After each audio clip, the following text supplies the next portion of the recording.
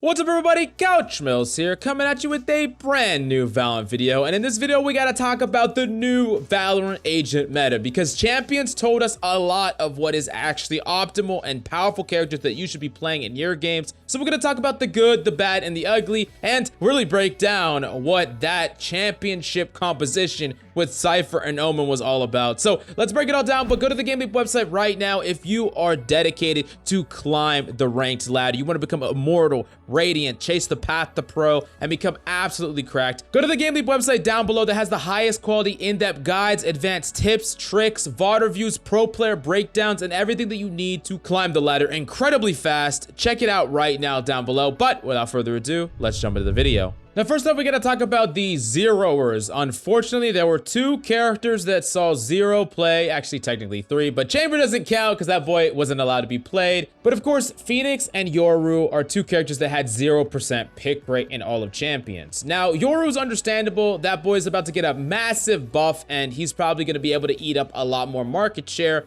But specifically, Phoenix is very, very interesting. Phoenix has always been that character that has a lot of tools, but he is no master at anything. And specifically when you're talking about a team, a coordinated team for pro play, you want masters at every single thing. People have designated roles, and you do not want a catch-all character. And unfortunately, the jack-of-all-trades nature of Phoenix is not powerful enough. His abilities are a little bit too expensive. His flashes are a little bit too easy to play around from a high-level perspective. And I do think that if you want to see Phoenix in the meta, you need to have much cheaper abilities or a much faster flash, but probably a combination of the two. The next up, we actually got to talk about Omen. Okay, Omen has only a 2% pick rate throughout the entire tournament. And I know what you're saying. You're like, what the hell? He's in the title. Why is he here? Well, he did specifically see play by one team, and this team might have mattered a little bit, but it was Ascend, and it wasn't just on any match. It was 2-2 in the freaking finals for champions. Basically, even though Omen hasn't been picked throughout almost the entire tournament from almost no teams, the final team that ultimately would become champions put it all on the wire for the last match and bet on Omen and won. Now, this was on specifically the map Split, where Omen is definitely more optimal than the other maps. However, that doesn't mean that Omen is suddenly the best character in the game, or Omen is deserving of no buffs or even a nerf or anything like that. Unfortunately, pound for pound, when you compare him to Astra, Astra just does way too much, and Omen is definitely going to need to have a stronger identity with more power added to his kit, which the developers have already stated they're working on. But if you want an in-depth breakdown of how CYPHER and Omen were played on that final match in the grand finals, definitely let me know and I can do an in-depth breakdown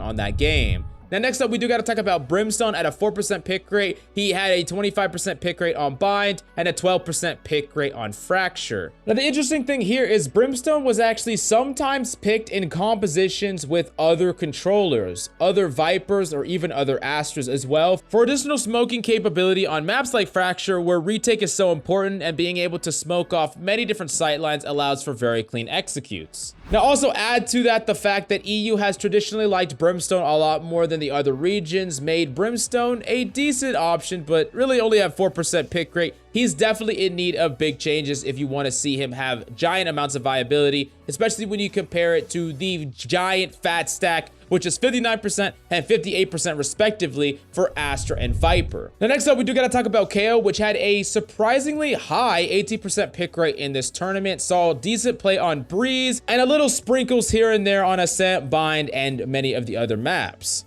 Now, when you think about it, specifically for Breeze, it makes a lot of sense that Kale would see the most amount of play on that map. When the map is so wide open and you want to get information all the time, having a knife that you can throw from very far away to gather that vital information on a dime is really, really good. That being said, for the most part, the versatility of someone like Sky and, of course, the information gathering of someone like Silva is just far better in the initiator spot. And going forward, it looks like Kale's going to have even more composition to barely squeak into a comp when you have characters like Chamber being added to the mix and buffed Yoru. I actually wouldn't be surprised if Kale's pick rate decreases after this tournament. The next up, we got to talk about Raze. Raze had a pretty poor showing this tournament compared to what she normally does at only a 20%. Saw almost no play on Breeze, Haven, Icebox, or Ascent, but saw quite a bit of play on Split, Bind, and Fracture. Now, the interesting thing here is she almost got to 70%, but she didn't surpass it on Split, which is a little bit unusual considering in past metas, Raze has been a 100% pick rate on Split. Now, if I had to give a reason for this, I would say the increase in pick rate of specifically Skye and even Breach on the map split has contributed to that downtick, which is definitely interesting to say the least. Now, it definitely makes a lot of sense that she doesn't see any play on Breeze, where the map is far too wide open to get value out of many of her abilities, but what's interesting is there's no pick rate on Icebox, which is a map that a lot of pro teams were experimenting with Raze in the past, but it looks like the pro meta as a whole has adapted and Raze is no longer an optimal pick on Icebox. Next up, we do got to talk about Reyna, and Reyna's very interesting because Reyna has a 67% pick rate on Icebox, a 23% pick rate overall, and it seems like she is the now go-to duelist instead of Raze in that map specifically. And it really makes sense when Icebox is a much more fraggy-based map. A lot of the teams that have very talented mechanical duelists love this map because it feels a lot more puggy, and there's a lot of carry potential available for someone like Raze. And with Jett having 100% pick rate on this map, you can really see this map being kind of freaking nuts as far as the impact level of the duelist on your team can really have a huge sway over this map. Now, Raze was sprinkled here and there among a lot of the other maps, but Icebox was the only one that she had a lot of pick rate on. But of course, remember, for ranked play, Raze is nearly always viable. She's very good from an individualistic point of view. But for pro play, the only map I can say she's truly meta on is Icebox. Next up, we do got to talk about Breach, who got a really interesting amount of pick rate on Fracture here. Fracture was only played 6 times over the course of the tournament. A lot of teams didn't want to play Fracture, but every single match that people played Fracture on,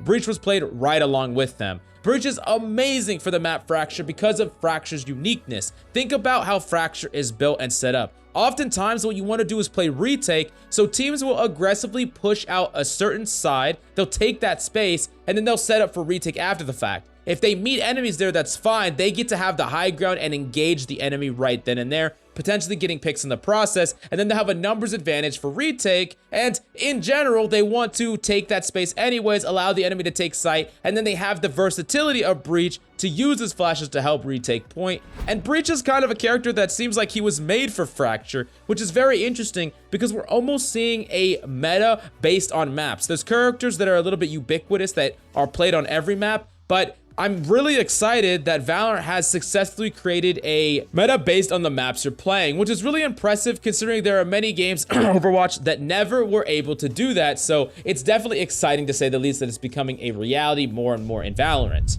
Then next up, we got to talk about 27% pick rate, and it's CYPHER. And CYPHER saw 71% pick rate on Breeze, abusing camera spots and the like. Just kidding, I'm sorry. Next up, he saw 67% on Fracture, and all in all, he saw a little bit of sprinkling here and there, but he saw no play on Icebox and no play on Bind. Now, something to keep in mind is the classic comp, the beta comp that Ascend played with Omen and CYPHER. CYPHER was in that final match on Split, and it did extremely well. And a lot of teams are probably going to look into playing CYPHER more and more. There are many teams that have been playing CYPHER for a very long time and prefer him. Think like Dapper on CYPHER in the Sentinels composition. And now that Ascend has proved that CYPHER can be viable on more than just what the pros have been playing, I wouldn't be surprised if CYPHER sees an uptick in play, even without any buffs, unlike Omen, who I think probably needs a little bit more. You gotta understand that with a lot of metas, there's many teams that do follow the leader, and it's very interesting when a team goes outside the norm and then has success with it. That can have a cascade effect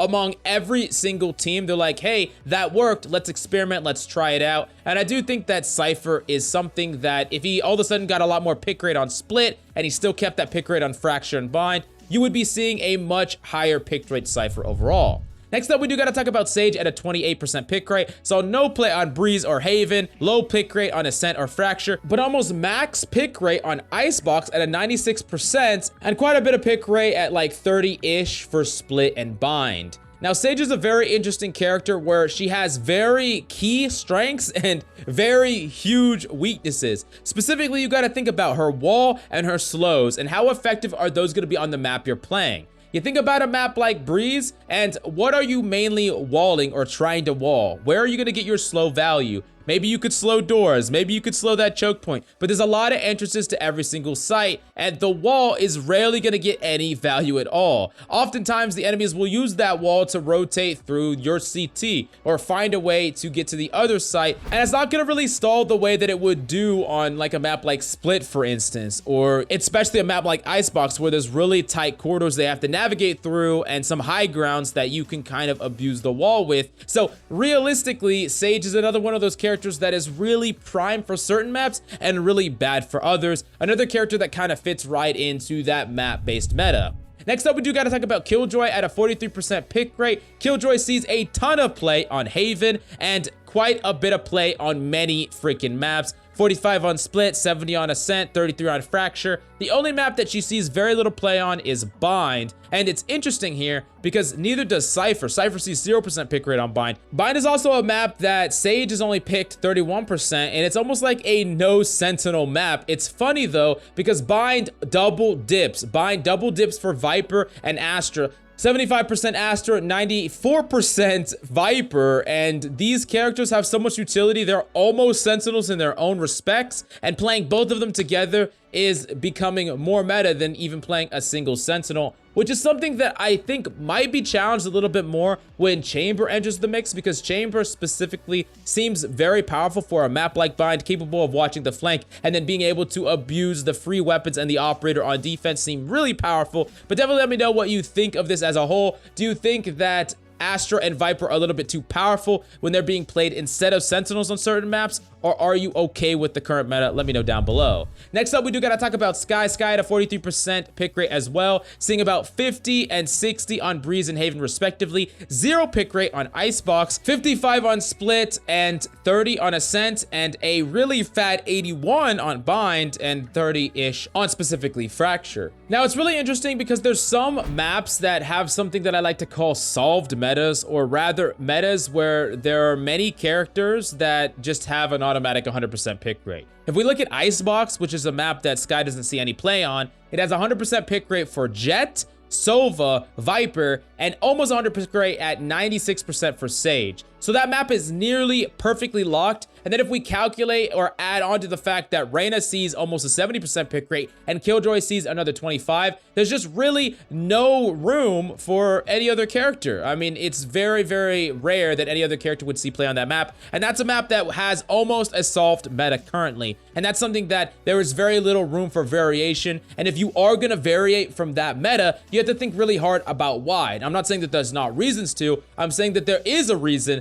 that there is a maxed out pick rate among the pros for all of these characters on that map in particular. And I'm going to mention some other kind of solved meta maps in a second. Now, Skye, though, is still phenomenal. She's actually just an amazing character, information gatherer, set up for her team, and I do think that she's one of the big reasons why characters like Kale, Breach, and even Phoenix don't see any play. She's just so good at so many different things, and I do see a big retraction in her pick rate back since she got nerfed, or at least when her flashes got nerfed. She was a little bit too powerful before, and I do think that she would be one of the most dominant characters in this meta going into this tournament if they kept her in her previous state. So I'm glad that they kind of brought her back or reeled her back into, you know, a reasonable category now, and she's still good, but she's not overpowered, and I do really like the place she's in. But definitely let me know what you think about Skye in your ranked meta. Next up, we got to talk about the two heavy hitter controllers at 59% and 58% respectively, Astra and Viper.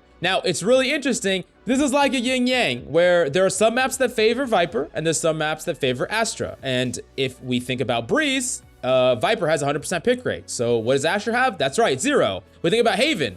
Viper has a 0% pick rate, so what does Astra have? 100. And Icebox, Viper 100, Astra 0. And then Ascent, Astra 100, Viper 0. It's really funny in that regard. These characters are almost solved for these maps in the meta. If you are playing on these maps, there's almost always one of these two characters that is 100% viable and optimal for these maps. Now, it really just comes down to the fact that Viper specifically is needed for maps that are really open and don't have a very clear path in order to control a site. So let's think about Icebox, for example. Sure, A site could probably be taken if you had Astra smokes, but what about B site? How are you gonna take that if you only have single target smokes? It can become very difficult, or you're gonna have to waste so many smokes that you're not gonna have any in the bank playing for the rest of your utility or potentially rotating off. Viper doesn't have that problem, and on Breeze, there's just way too many angles. If you tried to take freaking B site, if you tried to take A site, it's just impossible without that wall. Now, let's think of a map like Haven. Sure, you have walls, but you don't need that much surface area, and you get so much extra utility when you talk about the single targeted smokes and the capability that Astra has outside of that with her sucks and concussions. So you really are starting to see that these characters are so freaking powerful, but they're powerful in different ways. So you're gonna see them on different maps. Another indication of the map meta, which is something I really like. However, there are some maps where these characters are just so powerful that they're being played together. Maps like Split, where Astra and Viper are seeing an 86 play for Astra and a 60% play for Viper. Or Bind, where it's 94 for Viper and 75 for Astra.